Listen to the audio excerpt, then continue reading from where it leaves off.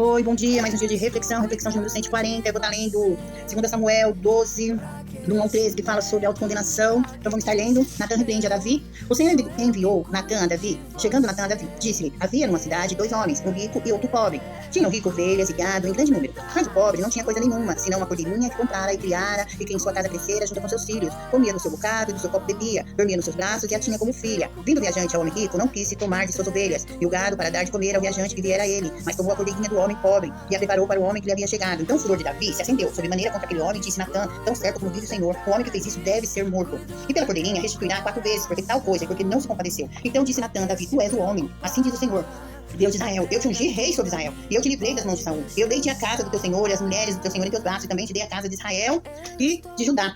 E se isso fora pouco, eu teria acrescentado tais e tais coisas, porque, pois desprezaste a palavra do Senhor, fazendo o que era mal perante ele. E Urias o Heteu feriste a espada, e a sua mulher tomaste por mulher, e depois de matar com a espada dos filhos de Amon. Agora, pois, não se apartará a espada, e jamais da tua casa, porquanto me desprezaste, e tomaste a mulher de Urias, o Heteu, para ser sua mulher. Assim diz o Senhor: eis que da tua própria casa suscitarei o mal sobre ti, tomarei suas mulheres e a tua própria vista, e as darei ao teu próximo, posso deitar com elas em plena luz deste sol. Porque tu fizeste em oculto, mas eu farei isso perante todo Israel e perante o sol. Então disse Davi a Natan: pequei contra o Senhor, disse-lhe Natan a Davi, também o Senhor te perdoou o teu pecado, não morrerás. Então temos que confessar nossas falhas, nossos pecados, sempre que percebemos que estamos agindo errado, nós temos que se arrepender. O Senhor nos perdoa. No 13 diz isso, né? E no 12:7 ele não reconhecia o seu erro, não reconhecia o seu pecado, e ele falou assim, aí Natan falou pra ele: você é homem, disse Natan a Davi, em 2 Samuel 12:7, né? Natan teve que falar pra ele que o pecado era dele, porque ele não estava reconhecendo, ele pensava que era no próximo, o próximo tinha que ser condenado, e ele mesmo não estava percebendo que era sobre ele a conversa. Então a leitura bíblica de hoje contém um grave alerta para todos nós. O texto mostra Davi, um homem segundo o coração de Deus, ele agradava a Deus, pronto para condenar alguém que no julgamento dele havia cometido uma grande injustiça. Porém, ele não percebeu que ao condenar aquela pessoa, na verdade, ele estava se autocondenando, pois a história contada pelo profeta Natan descrevia ainda que de forma muito menos amena o pecado que o próprio Davi havia cometido, adulterando com Betseba e mandando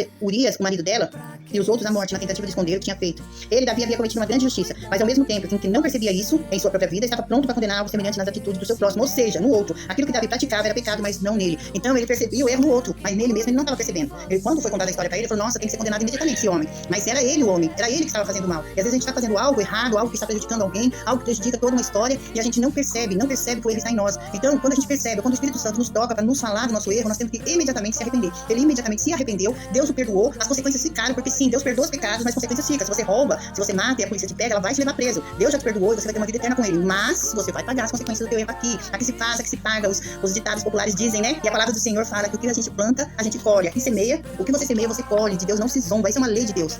Então, consequências ficam. Então, fica atento ao Espírito Santo. Fica atento ao que o Espírito Santo está falando para você, para que o seu pecado não vá muito longe. Assim que você perceber que está pecando, peça perdão, se arrependa, vá diante do Senhor, ele imediatamente te perdoa. Ele é fiel e justo para te perdoar. Ele perdoou Davi no mesmo momento. Teve consequência? Teve. Seu filhinho do pecado, filhinho fruto do pecado, nasceu morto. Depois que veio Salomão e Deus o abençoou. Mas antes disso, teve consequência sim. A espada também nunca mais saiu da casa de Davi. Seus próprios filhos se levantaram contra ele por causa disso, né? Então, vamos reconhecer o nosso pecado e vamos nos arrepender antes que seja tarde, né? Então, será que nós também não caímos muitas vezes nesse mesmo erro? Será que não nos condenamos os outros? Será que nós não condenamos os outros e nos damos por inocentes, né?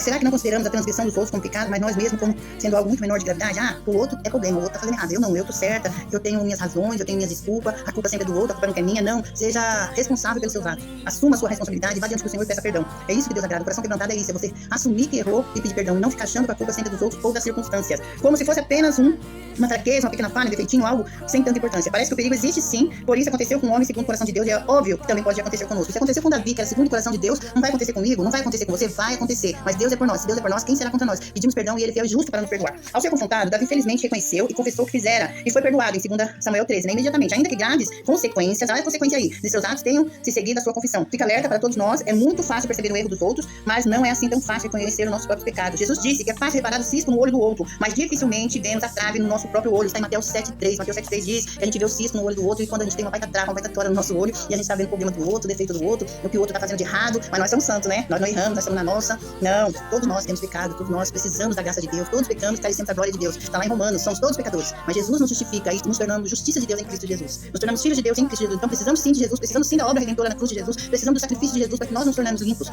Então temos que ir sim a Jesus e confessar sim o nosso pecado. Vamos continuar, né? Precisamos estar atentos aos nossos pecados e pronto para confessá-los diante do Senhor. Quando confessamos nosso pecado, Deus promete nos perdoar. Então, você sabe que você pode recorrer a Deus, pode recomeçar quantas vezes for preciso, não importando as consequências, porque consequência você vai ter sim. Mas você, com a força, a alegria e a ajuda de Jesus, você vai vencer todos os obstáculos e vai prosseguir a sua vida, vai ter uma vida vitoriosa aqui em cima da terra. Se você estiver com Jesus, confessando a Jesus o seu erro e caminhando com Jesus, que a presença dele seja constante na sua vida, na minha vida. Jesus, vem fazer morada em nós e não se aparte de nós em nenhum momento. Queremos sim confessar, estar contigo o tempo todo, Pai.